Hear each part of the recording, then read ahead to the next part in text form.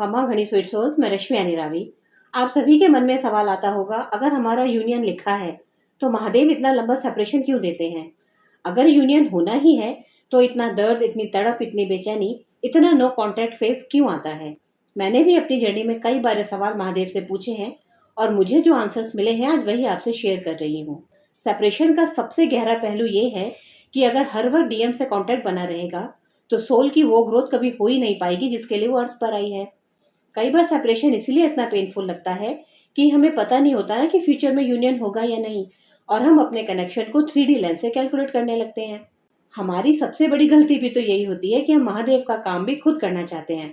कब यूनियन होगा, कैसे होगा, कब कॉल मैसेजेस आएंगे, कब डीएम आएंगे। अरे ये सब महादेव के हाथ में है। हमारे हाथ में सिर्फ एक ही चीज है, अपनी हीलिंग, अपना सरेंडर और अपना फेथ। मेरी स्पिरिचुअल अंडरस्टैंडिंग के हिसाब से यूनियन की पॉसिबिलिटी तब बढ़ती है जब दोनों अपनी अपनी हीलिंग और ग्रोथ की तरफ आगे जाते हैं। लेकिन कब और कैसे, ये हमारे कंट्रोल में नहीं होता।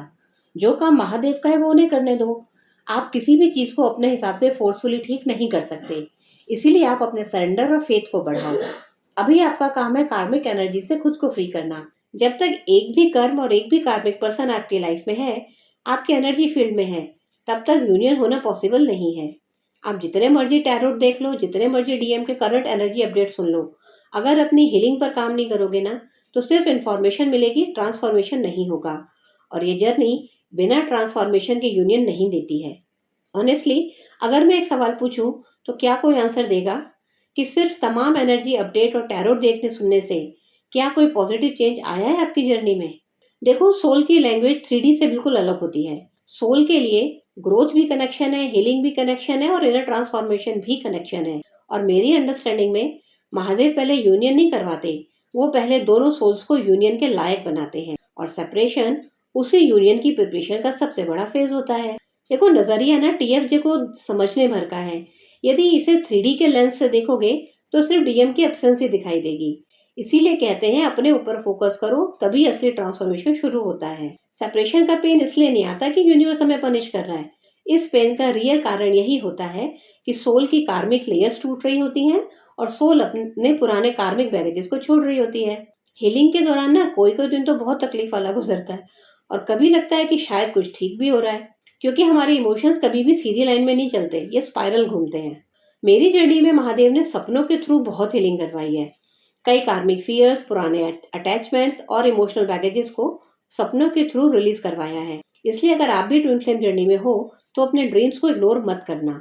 सेपरेशन आपको आपके डीएम से दूर नहीं करता, बल्कि ये वो रास्ता खोलता है जिस पर चलकर हम खुद से मिलते हैं और हमारी सोल्स यूनियन के लिए तैयार होती हैं।